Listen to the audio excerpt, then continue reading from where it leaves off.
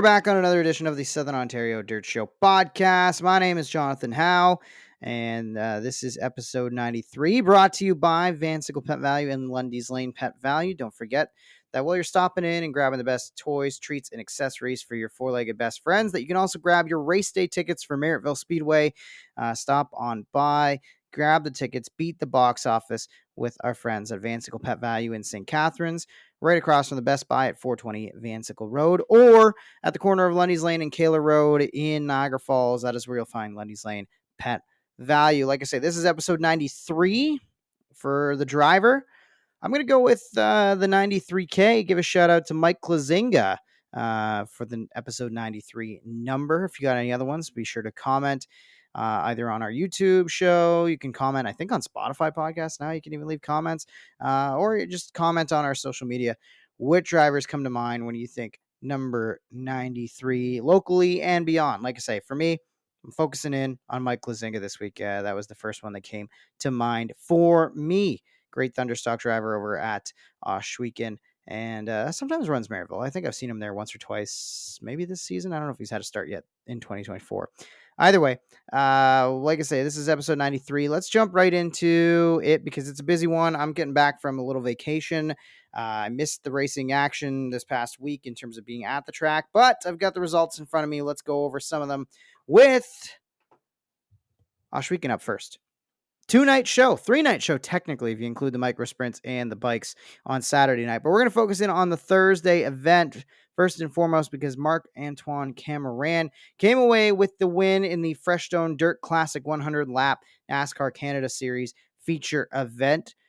This was the third year that Ohsweken has held a NASCAR Canada Series event, and this year we had some star power with NASCAR Cup Series driver Chase Briscoe a part of the field. He was on the front row alongside Andrew Ranger. However, a flat tire after surrendering the lead to Marc-Antoine Cameron dropped Briscoe back, and that kind of took away any shot he had of winning the race. Great run from Cameron and Ranger. The teammates were out front for a restart. Glenn Stiers had a pretty good run going until he broke. Another NASCAR legend and dirt track ace, and Ken Schrader had himself a great night as well, battling up in the mix. When it was all said and done, it was, in fact, Cameron coming away with the win ahead of the, where is it here?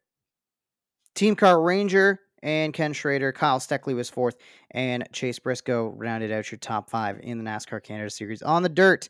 Meanwhile, guess who? Dylan Westbrook, he took the lead on lap 13, never looked back, checking out for a $5,000 to win event on the Thursday night. The Cool Kids Core Pack 360 Sprint Cars. In that one, Nick Sheridan ended up finishing second in the 360s that night. And the next finisher on the podium was Ryan Turner, Mike Bowman fourth, Matt Farnham fifth. But the big money, again, went to Westbrook on the first night, as it did to Brett Stratford as well. He led every single lap of the Strickland Crate Sprint Cars as they raced on the same Thursday night alongside the NASCAR show. And it was indeed Stratford, like I say, leading every single lap. The rest of the top five behind him, Rob Neely came home in second. Then it was Lance Erskine, Brent Bigelow, and Johnny Miller rounding out your top five in this one. It was the quickest 20-lap crate sprint A main in the history of Ohsweken Speedway, which is pretty wild to say. Fast track for those boys in the crate cars. That was the Thursday night. Let's jump over to the Friday night where the winning stayed much the same. In fact, in the 360s, it was a full-on sweep by Dylan Westbrook. He drove away to pick up his seventh victory of the year at Ohsweken. It was also a sweep of the Thunder on the Grand 360 Sprint Car A-Mains. That means $15,000 total is what Westbrook cashed out on the open trailer this past week. Mike Bowman was in second. Nick Sheridan had another great run in third. DJ Christie fourth, and Jason Barney rounded out your top five. 37 total cars entered the event as there was cooperation from the Empire Super Sprints and the Great Lakes Super Sprints, as well as the Southern Ontario Sprints in this one. Now, over on the Strickland's Crate Sprint Cars side of things, again, it was a repeat. Brett Stratford on a restart grabs the lead, making sure to stay ahead of a hungry Jesse Costa with 5 laps left. A late race caution sets up a dash to the checkered flag, and Stratford once again led the restart. Costa caught him, but on the last turn of the race, it was side by side. They even made some contact. Stratford finished ahead of Costa just by a nose coming out of turn 4. Great race, a great one to go back and watch on GeForce TV for sure. So Stratford also sweeps the Thunder on the Grand for the crate sprint A-mains and picks up a little extra money doing that. Costa had to settle for second, while Erskine finished third. Andrew Hennessy was fourth, and Brian Nanakoke rounded out your top 5. Also joining them on the Friday night at Ohsweken was the Northeast Late Model Alliance, where Steve Baldwin and David Pangrazio, they were the front row for the 25-lap A-main, and Pangrazio led the opening laps, losing the lead to Baldwin on a restart after a caution came out on lap 3. 2 laps later, it was Pangrazio getting back by Baldwin on a restart. Pretty scary wreck that happened on lap 17, brought out the red flag when Ryan Gowdy flipped in turn 1. Gowdy was unharmed and able to pull himself from the race car, but it was quite a spectacle to see. Pangrazio ends up taking the win ahead of Baldwin, Brandon Mowat, Craig Graham, and Kyle Sopez. That was your top 5 there. Ohsweken Speedway, they are back at it this week. 360 sprints, though, they're going to be off. They'll make an appearance at Merrittville on the Saturday night. So, again, no 360s, but there will be crate sprints, thunder stocks, mini stocks, and the mod lights racing on Friday, July 19th for the Strode's Barbecue and Deli installation night. It's Memorial Night as well, featuring the Noel Teal Twin 14s for the crate sprint cars. It's also the Brock Leonard Memorial 50 for the Thunderstocks and the Art Hill Memorial 42 for the mini stocks on the card for this one. So a special night ahead for Ohsweken Speedway this coming Friday. Moving on to some more Friday night racing last week at Ransomville.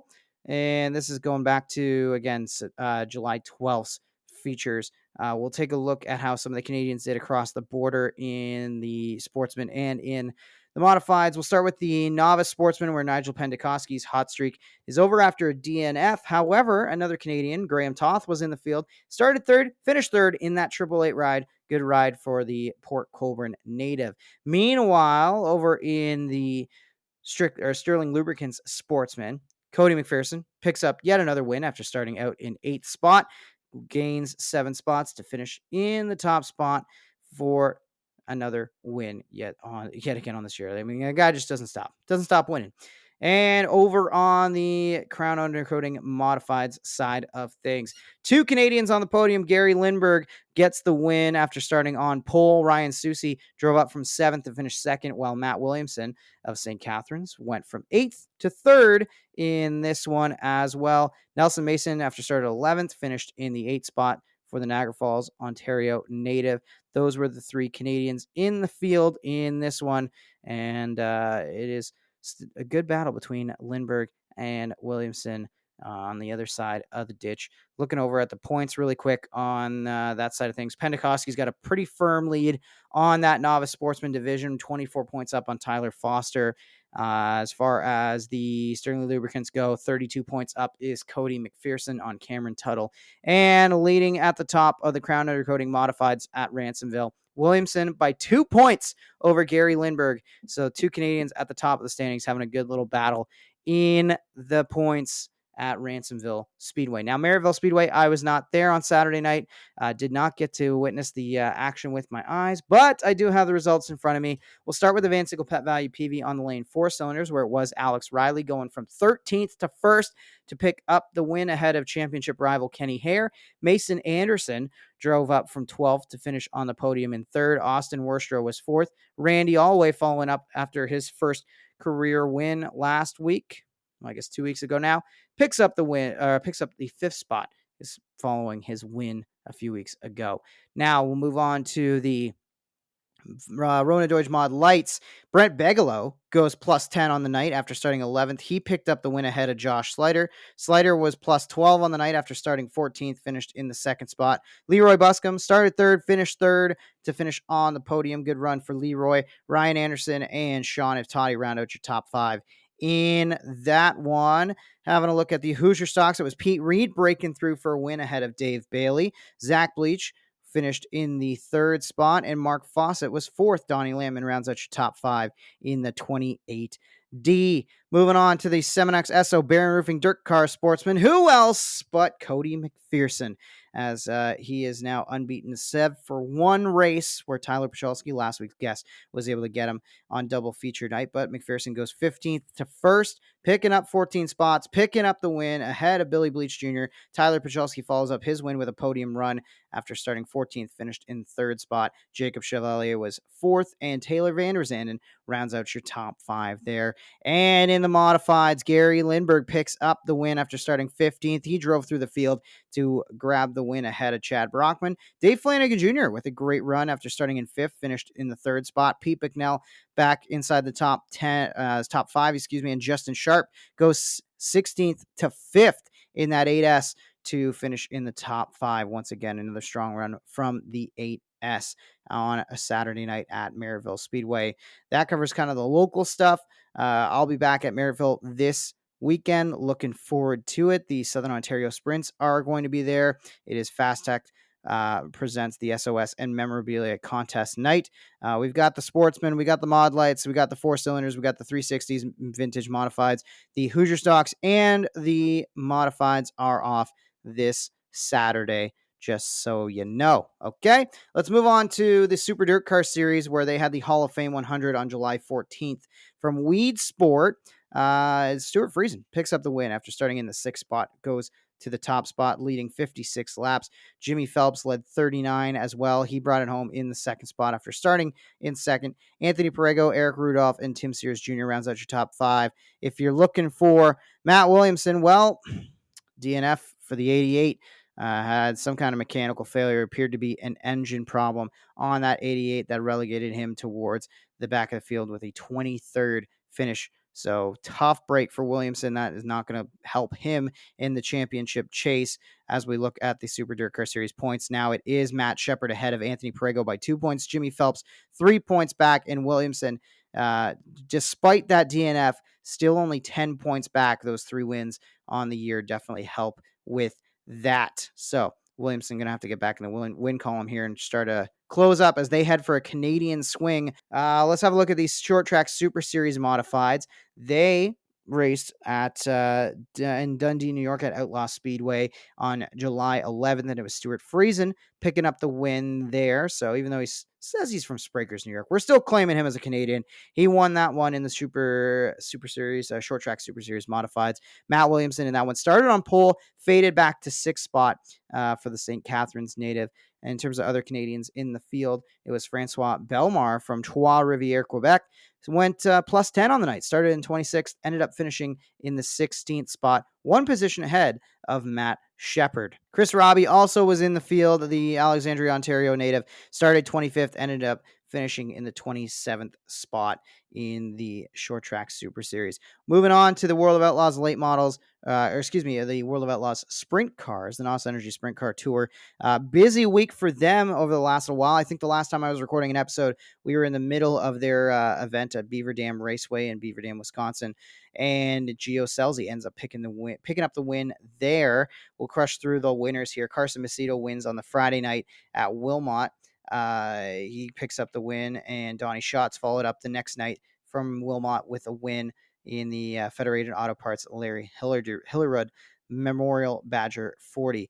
Now, they raced on the Tuesday night as well of this past week at Attica, and it was David Gravel picking up the win in Ohio, and he got that one ahead of Donnie Schatz. Kyle Larson ended up finishing in third after starting third. Carson Macedo was fourth. Corey Day rounds out your top five from this week's action at Attica. With that win there, David Gravel still sitting pretty strong at the top of the board here. 62 points up on Donnie Schatz. Carson Macedo fourth. Gio Scelzi fifth. Michael Kofoid is your fifth place runner in the World of Outlaws Sprint Car driver points as of July 16th. We'll take a look at the High Limit Series where they were in action this past, what was this? This was the 13th, so this was Saturday night at Portsmouth, Ohio. They're currently underway when I'm recording this in Eldora. They've got a doubleheader in Eldora on the 17th and 18th. We'll have those results on the next show here. But the Kubota High Limit Racing feature was won by Rico Abreu, ahead of Skylar G, Chris Wyndham, Parker Price Miller, Corey Ellison. That was your top 5 in the high limits on the Saturday night at Portsmouth Raceway. As of that race, championship points still have Brad Sweet atop the board ahead of Tyler Courtney, Brent Marks, Rico Abreu, and Corey Day. That is your top 5 in the high limits. And with that, that concludes your Southern Ontario Dirt Show race report, race recap, whatever we're calling this. The race report is it's done. We got through it all. If there's any series, any tracks, anything you want covered that I'm not already talking about, please make sure you give us a comment or send us an email. We do have an email address that you can send your questions, comments, concerns. I check it as frequently as possible. It's the Southern Ontario Dirt Show at gmail.com. Southern Ontario Dirt Show at gmail.com. That is the email address that you can send anything my way when it comes to all things motorsports. Like I say, didn't get out to any racing action. I went to Wasaga Beach and had a little bachelor party fun for one of my buddies getting married in a couple weeks.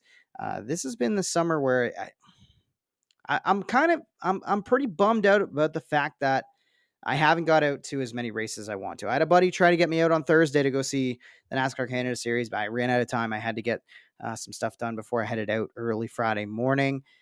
Didn't get out to that show. Haven't been to Ohsweken yet this year. Pretty bummed about that. I got out to Ransomville to watch go-karts, but I haven't been there on a Friday night for any actual racing. Got to get over there.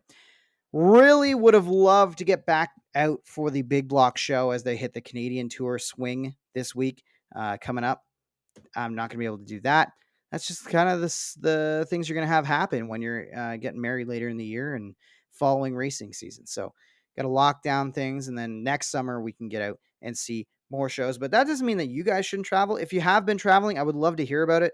Make sure you reach out on the socials, share any photos. We've got a lot going on in terms of the Sticker Star program. I'm going to have at least 3, maybe if not 4 interviews that I have to grab over the next week or so at Merrittville on Saturday night for sure. We'll see. I think I'm going to see everybody I need to see to grab one on Saturday night, hopefully anyways. If you've bought a sticker, you've put it on a race car, let me know, because if you do that, I will give you a hookup. I'll give you a whole interview for our social media, as well as a little photo shoot of your race car displaying that Southern Ontario Dirt Show podcast sticker. And if you're curious about a sticker, you want one, they are $5 for one sticker. 3 for 10. Put them on your race car. We'll make you the Southern Ontario Dirt Show sticker star, just like we did with Robbie Disher. You can see that up on our social media at SODS_POD. That's where you can find that one. Okay. Folks from Van Sickle Pet Value and PV on the Lane aren't just fans of your favorite four-legged friends, they are race fans too. That's why Jeff and Rhonda Riley, as well as their staff, have teamed up with Merrittville Speedway to make your race day experience more convenient. Race fans can now pick up tickets for race nights while grabbing the highest quality food, treats, toys, and accessories for their pets from the St. Catharines and Niagara Falls locations. Beat the box office and the crowds. Their support of local racing doesn't just stop with you, the race fan. Catch the Van Sickle Pet Value PV on the Lane 4 cylinders racing at Merrittville Speedway throughout the 2024 season. Check out Van Sickle Pet Value across from Best Buy and Walmart on 4th Avenue in St. Catharines, and PV on the Lane at the corner of Kayla Road and Lundy's Lane, Highway 20. Okay, so this is going to be a bit of a weird episode in that, it's kind of like 2 weeks in one. Here's the deal. I started recording an episode, ran out of time to get it finished, tried to get Dean Reynolds on, see if he could talk a little bit about the big blocks before they got here. Unfortunately, we couldn't make that happen, and I didn't want to do an episode with no guests, so I just decided not to put out last week's podcast, and brought you a full episode this week with the guest. We're going to talk with Ryan Susice coming up on the show, but before that, we have to talk about some of the results from last week. And speaking of Ryan, why are we having Ryan Susice on the show? It's because he had a big breakthrough win at Ransomville last Friday, and I wanted to talk to him about it. It was a really cool moment. A guy that we've had on the show before. He picked up the win ahead of Matt Williamson, Eric Rudolph, Gary Lindbergh, and Noah Walker last Friday night. It was Kyle Inman tribute night at Ransomville Speedway. There was a kids poster contest as well. Some other Canadians racing in that one to update you about. Nigel Pentecoste picked up another feature win in the novice sportsman. He really is just becoming a standout amongst sportsmen youngsters. Cody McPherson ended up P2 behind David Conant Jr.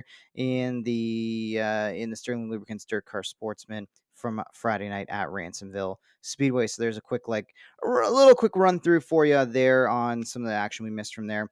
I wanted to run through some of the other results here from last week before we get to that interview with Ryan Susice. So let's talk about Ohsweken quickly here, where it was in the Strickland Crate Sprints Memorial races. There was, of course, the 2 for Noel Teal, the twin 14s. Was Johnny Miller on pole versus Logan Schwedick for the 28-lap Crate Sprint A main that was split equally into two. Brett Stratford kind of controlled the first half of the race, the first 14 before that halfway break. In the second half of the race, it was Stratford leading him back to green with Steve Murdoch next to him. Stratford was once again pretty fast, but got caught up in some lap traffic, and suddenly the tides turned, and Murdoch and Brent Bigelow started to run down Stratford and try to take away that lead, which Bigelow eventually did. There was a pretty big incident with a couple drivers flipping. It was Jonah Mutton and Tanner Podwinski getting tangled up and having a flip in turn one. Both drivers were okay after the red flag was lifted. It was a 3-lap dash to the finish. But ultimately, Bigelow came out on top by just over a half second, separating himself from Brett Stratford, who was unable to close out that one. But once again, showing a lot of pace in the Stratford vehicle. Meanwhile, the Middleport Mechanical Thunderstocks, they were racing the Brock Leonard 50 lap A main. Odd situation on lap 23. You don't see this too often. Dave Bailey ended up with 2 flat left side tires and spun out, which ended his chance of winning the big 50-lapper event. Instead, it was a race that went to the big dog, Ryan Beagle.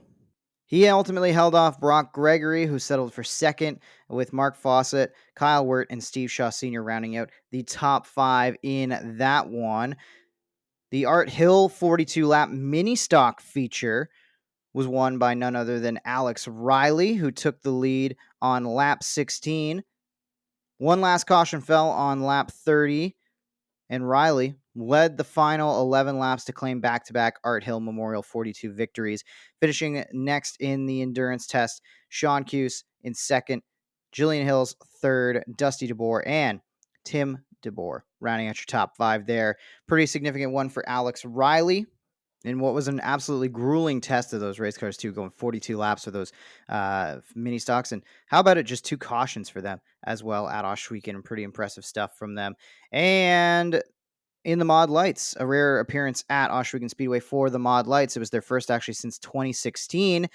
And the opening laps, more than a few cautions, but ultimately, once the dust settled, it was Tyler Winger. I don't want to say pulling an upset, but maybe one of the least picked drivers, I would say, who would take the lead, take their win in this one. A final caution set up a 6-lap dash, and Winger lost the lead briefly to Justin Williams before getting it back with 3 laps left. Winger took the win ahead of Williams. Ryan Anderson finished third, Greg Zach fourth, and Anthony Kelly rounded out the top 5 in that one. And it was a good weekend for Tyler Winger in those Mod Lights. That wrapped up the action from Ohsweken. And one more race, a couple more actually, I wanted to recap before we get to the interview with Ryan. We had the Fast Tech presenting Southern Ontario Sprints at Merrittville this past weekend. We'll start with the sportsman, actually. Cody McPherson picks up yet another win after starting in 15th. He won it ahead of Curtis Friesen, Taylor Vanderzanden, Graham Toth, who had a great lead, a great run in that race, really controlled most of it in the Triple Eight. Good run for a driver with not a ton of experience, but made the most of his third place starting spot. Ultimately came home fourth. Adam Leslie rounded out your top 5 in that one. And Tyler Winger, I mentioned him. He picked up the win in the Mod Lights on back-to-back nights after beating Josh Slider, Brent Bigelow, Cohen Corbett, and RJ Pitts. And suddenly, Winger starting to have some momentum in that class. I feel like we've been waiting for maybe Brent Bigelow to come alive and maybe string some wins together. We've seen Josh Slider kind of take the reins as the dominant driver. Now Winger, maybe the top threat in that mod light division, a very competitive mod light division at multiple tracks now we're seeing. I wanted to touch on the Van Sickle Pet Value PV on the lane 4 cylinders, where we saw Braden Cuse, the third bug to find victory lane. That's right, Sean Cuse won one earlier. Sierra Cuse picked up another win, and Braden Cuse gets the win ahead of Alex Riley, Ken Hare, Olivier Larocque, and Clinton Barrick. So that is all three members of the Cuse family getting their first ever career wins in the mini stocks. For the first time ever. Braden had to play some epic defenses. Alex Riley was definitely hounding him, and Kenny Hare also right there in the third spot, two of the tops in the championship standings. And we'll talk about those Southern Ontario sprints. Dylan Westbrook ran him down. Yeah, he started in second. Darren Dryden was on the pole and actually got out to a pretty good lead in a race that went flag to flag. Dryden got out, controlled the first half, really didn't have even too much trouble in lap traffic. Really, the shift was that Westbrook started to go to the top after about 12 laps into the feature, and he really found something up there that worked for him. He was able to run Dryden down, make the pass, and take the win ahead of Dryden. Liam Martin, the other driver on the podium, DJ Christie, Corey Turner, round out your top five. And like I say, a flag to flag, very clean race from the Southern Ontario Sprints, their third trip to Merrittville this year. They still have one more on the calendar coming up later on in the year. And I believe it's the second weekend in September, our first night after points are concluded there. One of the things I talked about in that first half of the show was the Super Dirt Car Series heading north, racing up in Drummondville and hitting Brockville. Brockville's race was rained out, so not necessarily out. They did actually get qualifying in and heat racing in, so they have postponed that one. I will get you the postponement date in just a moment. But first, I wanted to give a huge shout out to Michael Perron, who breaks a 22 race streak Monday night at Drummondville. The Granby driver, he leads the last 34 laps to win night one of the King of the North for the big blocks. He becomes the first Canadian driver to win a Super Dirt Car Series race at a Quebec track, or at least at the Drummondville track, since Steve Poirier in 2002. So it's really been a wild story and a long overdue streak to come to an end. Night two of the King of the North, that went to Matt Shepard. Matt Shepard took the win ahead of Tim Sears Jr., Alex Payne, Jimmy Phelps, and David Hebert rounded out the top five in that one. Having a look at where all of our favorite Canadians finished here. I'll run through the whole results here and have a look here.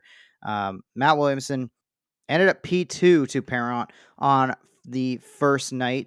A couple other Canadians, of course, that made the trip out. Felix Waugh had a great run, finishing in the 8th spot. David Hebert was 11th in that one.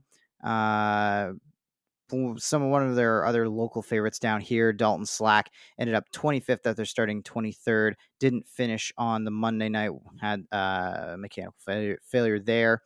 And night two, Williamson started 13th, but could only find a way to work himself up to 9th. Felix Waugh and Sebastian Goujon finishing ahead of him. I already mentioned David Hebert in that one as well. Lots of Canadians, lots of French Canadians in that one. Dalton Slack, unfortunately, finished 24th in that one, but was in the big show for the Super Dirt Car Series at Drummondville. Brockville, like I say, got some rain, unfortunately, and that will push that race back in the schedule. September 5th, that's when the Canadian Classic will be run, which I'm kind of actually happy about because I might have a shot to get to that one now. Whereas before, this past week, I wanted to get up and watch the big blocks on Canadian soil, but could not get that figured out. However, of course, for all of us here in Niagara, it gets pretty close. The next couple of races, we got Summerfast happening at Brewerton, Land of Legends, and Fulton, happening August 12th, 13th, and 14th. And then, of course, the Summer Nationals at Ransomville, Tuesday, August 20th. The Super Dirt Car Series will be at Ransomville, New York. Looking forward to that one. And right now, I think that is one that I've got on the calendar that I will get to. So I'm looking forward to seeing the big blocks on August 20th. With all that, I think we're caught up to date in terms of like sprint cars, like High Limit, World of Outlaws, all that sort of stuff. I'll catch you up on that after this week. Ohsweken is off this week as they've got the powwow this weekend. Pretty cool moment too that had the Ohsweken fans got a little bit of different stardom in their ranks. Was Brandon Montour bringing the Stanley Cup home. That was really cool to see. A lot of photos of that. Saw a GSR car out as part of the festivities for that. So not a surprise there at all. Like I say, wanted to get to this interview now with Ryan Susice. Before we get to the interview with Ryan, we also have had some sticker stars, Sods Pod sticker stars. A couple of folks have been buying stickers as of late, putting them on their race car. So we've got some interviews to get through this past week. You may have seen it on the socials. At SODS_POD on Instagram. You may have seen it on Facebook as well. The Southern Ontario Dirt Show sticker stars this week were Hana Rothwell and Kyle Rothwell. Let's hear from them quickly trackside before we get to the interview with Ryan Susice. All right, I'm standing by for the Southern Ontario Dirt Show with Kyle and Hana Rothwell in front of Hana's ride. They are the latest sticker stars as they purchased a bunch of stickers for the podcast, and we appreciate that support. And they're covering up the dents on this thing. You'll see it in the photo shoot. This thing has been through the ringer this year, but it's also been to victory lane for Hana's first feature win. Hana, what was that moment like? It was definitely one to remember. I mean, I grew up watching my dad race, and everyone that I race against now, I grew up watching them, and then being able to finally get out and do it myself was definitely one to remember. And what was it like for you, Kyle, watching that moment after so many years and so much time developing the race car for Hana? We've seen you jump in the ride and try to dial it in, and realizing that, hey, maybe it's not the driver. Maybe there's something actually with this car that I've got to dial in. We've seen that in the past, but finally all that hard work pays off. It's definitely better than any win in any division I've had. And I've had some pretty important wins, some pretty big ones. But watching your daughter achieve what you've achieved and take your advice and give feedback and go back and forth with the builds, and it's cool to see her step in my place. As I stepped out, she steps in. It's kind of cool. And Hana, so you go from like the ultimate story of like winning to rough rides. What was it, like literally the very next week this thing went over on its lid, I'm pretty sure? Yeah. So I won the week prior. We did victory lane the night that I flipped, and it was literally like doing my victory lane speech. Everyone's like excited, telling me to go out and do it again, and then I'm flipping. I honestly like don't even remember it happening. Had to watch the video over again, but it's just racing and how it goes. Like you go into the car not knowing how you're going to finish or what's going to happen. So well, it's still a fast piece this year. Kyle, you've had the chance to step out of this class and into the sportsman ride, and I think I've got it right behind me here, the 114 ride, and talk to us about that piece and jumping into the sportsman ranks. Yeah, it's a huge step. I think it was long overdue for many years, but we just couldn't concentrate that kind of budget on that class at that moment, so we stayed and we got Hana rolling and stuff. But I'm glad I transitioned over. I definitely like the challenge. It's not as easy as these good guys make it look, that's for sure, but we're definitely up for the challenge, and we're going to chop away at it. Awesome. Well, the race cars have got the Southern Ontario Dirt Show logo on it, but there's a lot of people that help you get to the racetrack, both you guys. Hana, let's start with you. Who do you have to thank for this drive? Definitely my mom, my dad getting me into it, starting me out. Tyler, 100%. He built this car, made it perfect just the way I like it, and helps to make sure that the setup is exactly how I want it every weekend. Rob's Transmission, they help us out whenever they can. MRM Fabrication, he definitely helps, sponsors, gives us lots of money. And just ultimately anyone that's helped me get here and helps out every weekend in any way. And Kyle, this thing, this Sportsman, it's got a great look to it. It looks a lot like some of your 114 mini stocks, but maybe that much better because it is a Sportsman. Who helps get you to the racetrack with this program? Definitely my wife, first of all.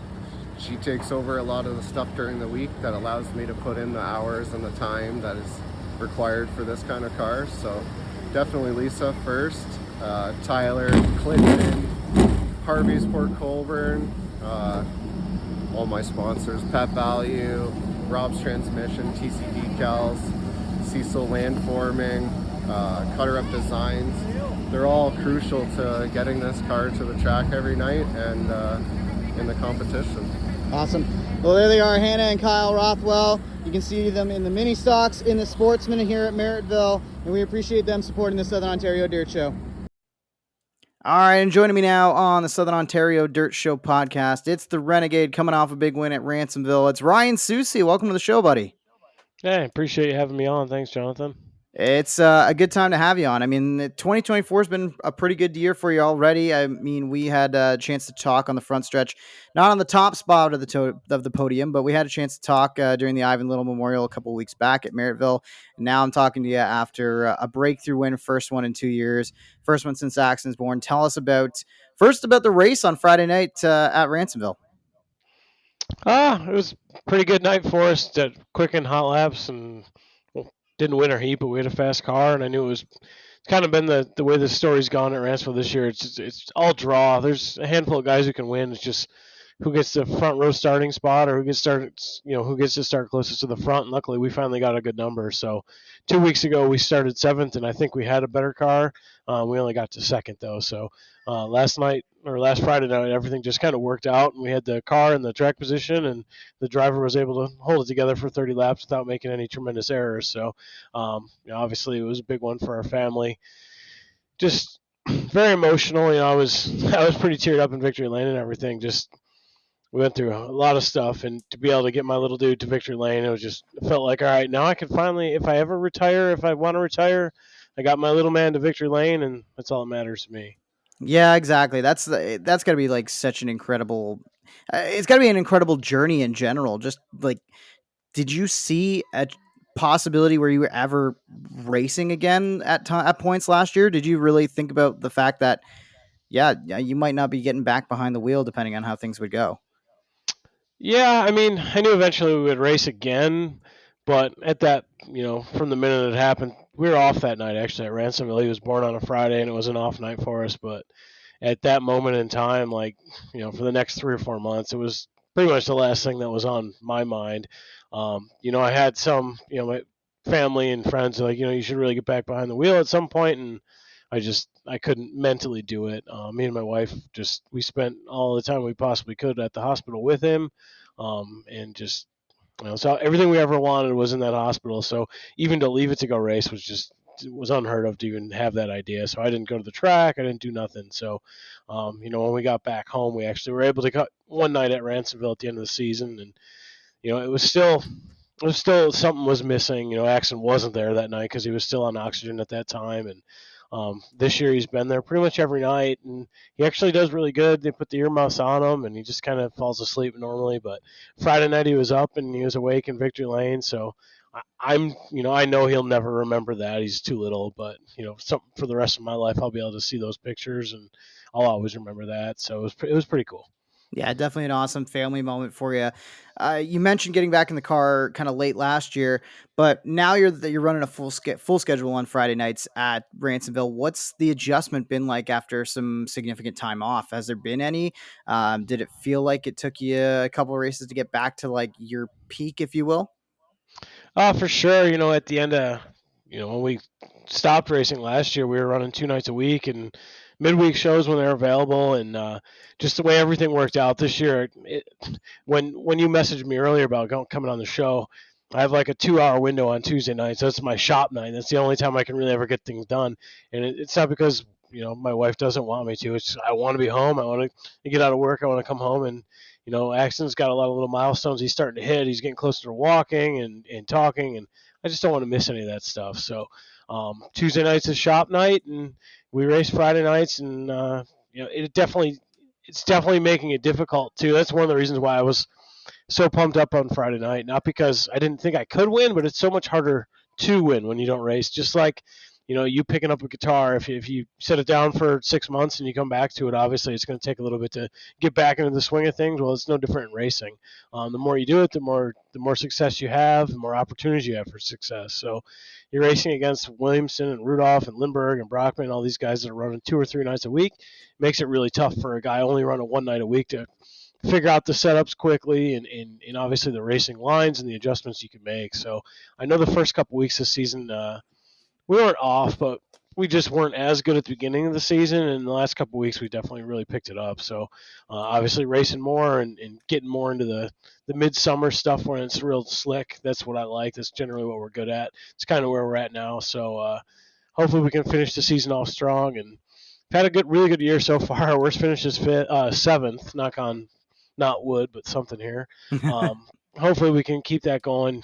It's tough enough with the way the economics of this world is these days to keep a car under you, and when you have a bad night and you don't finish in the money, it really makes it tough. So hopefully we can just kind of keep the momentum rolling, keep the car in one piece, put it in the trailer, and have an easy off season for next year. Yeah, I feel you on that. Respect for sure. Racing only one night a week. Talk to us about your experiences with Ransomville. I mean, I got over there for karting, which I want to get into with you a little bit later on. But um, I haven't been able to get over yet and watch the modifieds. Watch you guys on a typical Friday night.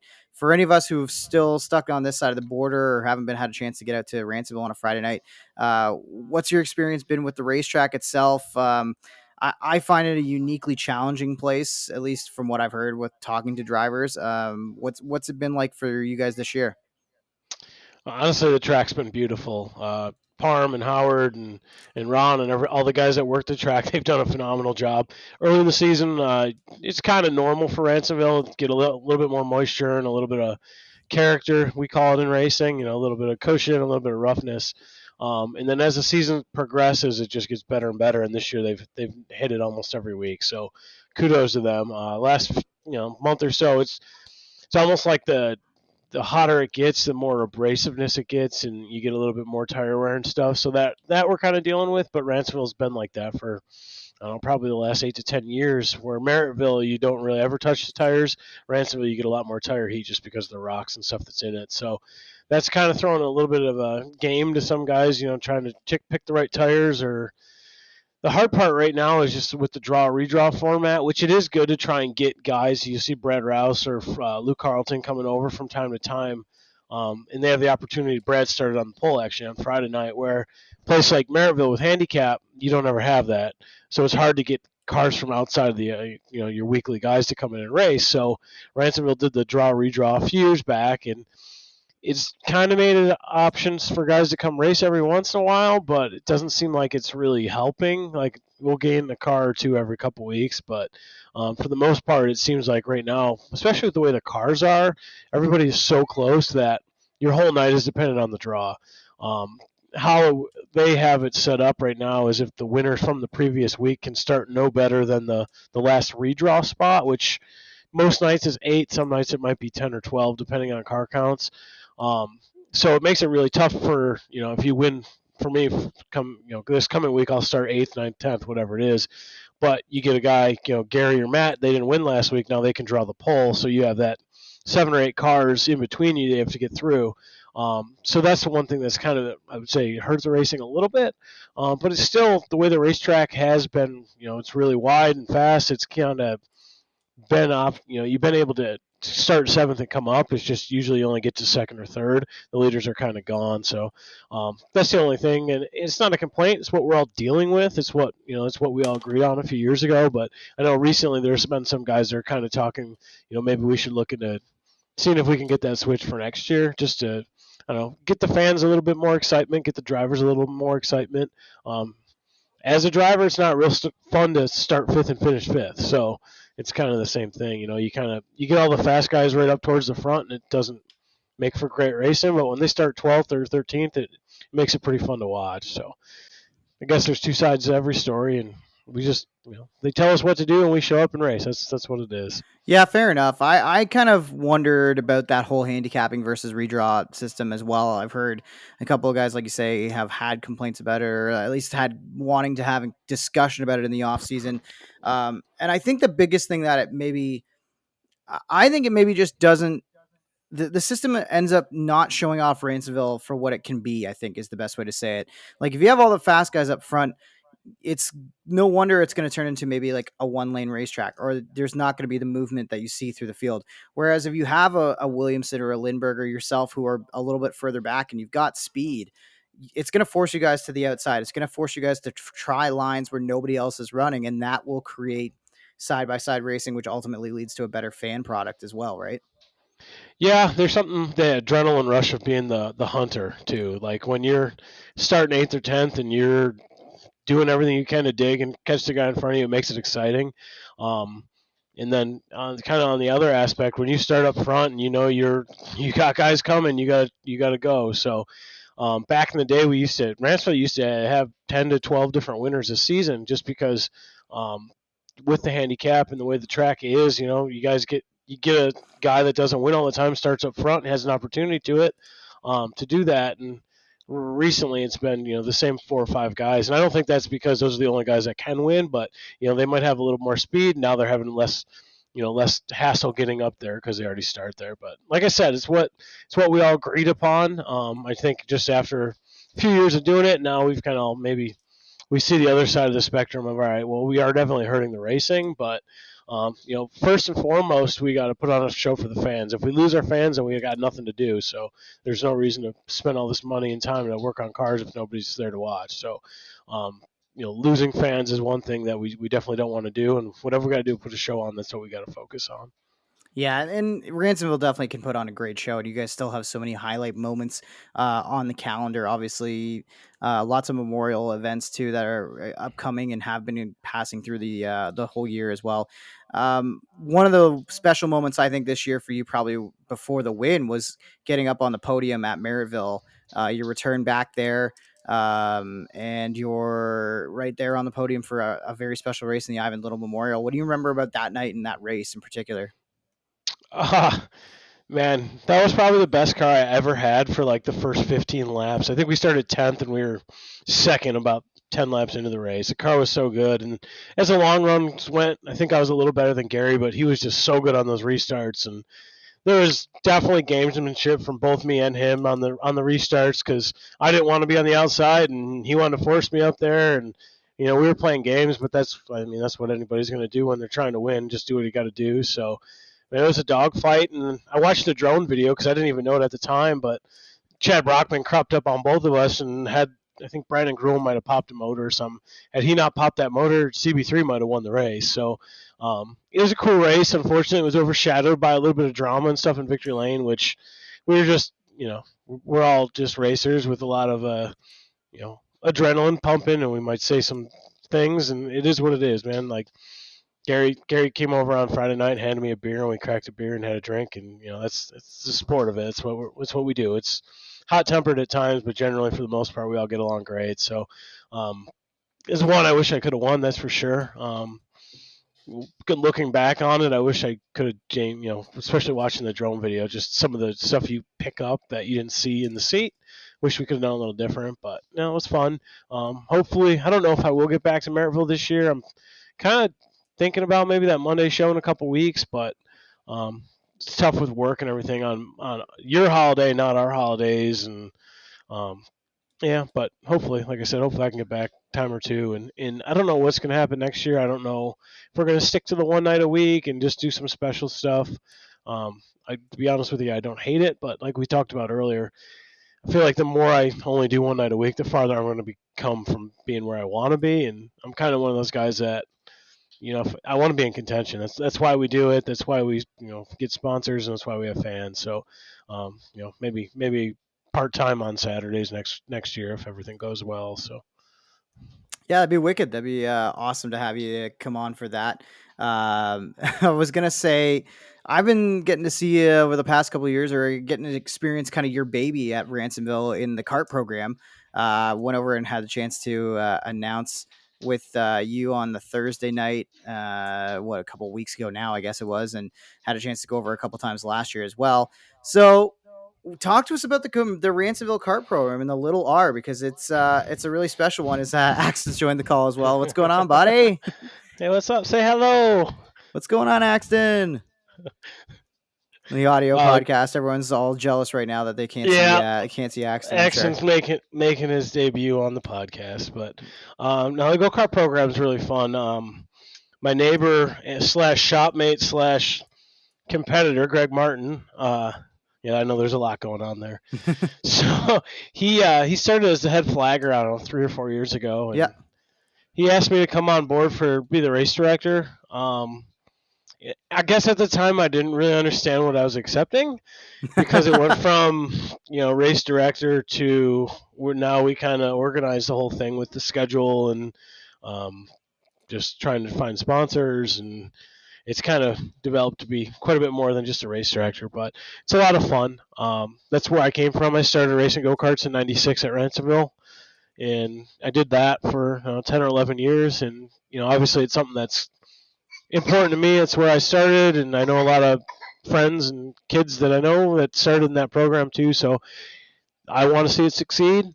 It's kind of a fundamental thing for the go-kart, or for the stock car program, to get people to move up eventually. So that's the other good positive. You're feeding your racetrack, your stock car track, by having the go-karts there. So it's a great thing. And me and Greg, we try to make it as fair as possible. Sometimes the calls are a little difficult to make, and a lot of times we're on the wrong end of angry parents, which I don't blame.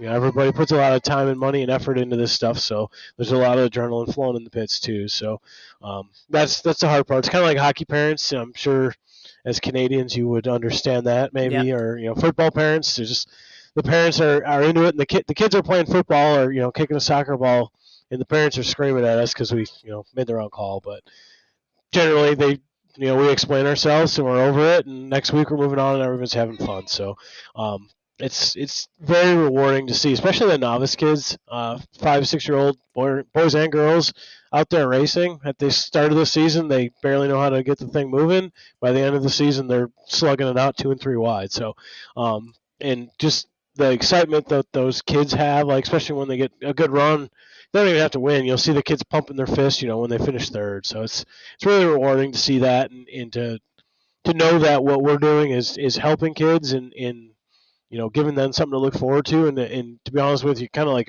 my aspect, stay out of trouble when they get older. I was always involved in racing, and I never really had time to get into trouble, and I feel like it's a good thing, for kids to have something like that to stay interested in and interact with and grow up with. So Yeah, it's so definitely a program that is one that keeps you busy. It can get expensive at times, but hey, it's a good one at that. One thing that I really like about the kart program, especially at Ransomville, is just how healthy it is. There's so many karts there. Like I feel like you guys are drawing almost as many karts as you do like actual race cars on a Friday, if not more, most nights. yeah, I think we're actually averaging probably more. Somewhere in the 85 to 95 range, depending on what classes are running, um, which is great. There's absolutely nothing bad to say about that, but it makes for difficult, a little bit of tougher night. Some nights our nights are a little longer, but Yeah. we don't have the option to run 2 heats, which they used to do. So I definitely give a lot of credit to the Friesens and everybody who used to run Ransomville Speedway back when I was running. We used to run Hot Labs 2 heats and a feature and still be out of there by 10. So kudos to them, because that was before electronic timing and electronic lineups and all that stuff. So they were definitely on the ball back then. So but yeah, there's definitely no complaints in terms of the car count. We have great racing, right from the novice all the way to the adults. You got, I think our biggest class actually is the novice most nights. We have them split into 3 groups, usually 6 or 7 per group, and my goal for that class is that every kid wins a race. So I think we've never actually done it where every kid won a race, but we've been pretty dang close. And that's kind of like I said, of all the divisions, obviously you want to be fair and provide safe racing for everybody, but doing what we can to keep the novice kids interested, because a lot of times kids will come out one night, spin out, get in a wreck, get scared, never come back, and we don't want that. So we want to try and make it as safe and as fair as possible, and just make sure all those kids have fun. Well, I hope to be a part of that program. Hopefully by the end of the year, I'm working on a kart program myself, so hopefully I'll be seeing you and hearing you on the radio in a couple weeks, maybe at Ransomville on a Thursday night. I'll let you get out of here on this one because I know Axton, you got a lot of time. You got not a lot of time to spend with him, so you got to maximize every moment you can. This is, I think, we had you on in the first season, so I'll give you the new question, which is I'm going to give you an unlimited plot of land, an unlimited budget, and you can borrow from as many racetracks as you can to build the perfect dirt facility. We'll throw it anywhere in Western New York. Usually it's typically in Ontario, but I'm talking to an American tonight, so I'll give you Western New York. What's your perfect dirt facility look like if you're going to maybe build a blueprint off of a bunch of other tracks? Oh, honestly, Sharon Speedway in Ohio is pretty nice. It's a little bit. flatter than Ransomville. Straightaways similar, a little tighter corners. You gotta have ice cream for the kids. Gotta have ice cream. I am not a proponent of a bar in the pits. That's not really something I don't think is needed. We'll have a nice bar. Eldora's got the drink of choice. Actually, if you ever been out there, you got to get the toilet waters. They have $12 coolers, 6-packs. You get $2 beers with a cooler. So you got to have the concessions like Eldora, but ice cream like Weedsport, surface and facility like Sharon, and we're gonna go big blocks and probably super late models as your classes. We're only gonna do maybe like a bang banger, 2 or 3 divisions tops. We don't want nothing against sprint cars. We don't want weekly sprint cars. They're a special, right? That's fair enough. I like it. That sounds like one heck of a party. So I'm here for that. That's a good plan. Ryan, thanks for taking some time out on a Tuesday night to come and do this show. Congrats again on all the success so far in 2024, and good luck the rest of the way, buddy. All right, I appreciate it, Jonathan. Thanks. Cheers. There he is, Ryan Susice on the Southern Ontario Dirt Show, featuring Axton as well. And the checkered is out on another episode of the Southern Ontario Dirt Show, presented by Van Sickle Pet Value and Lundy's Lane Pet Value.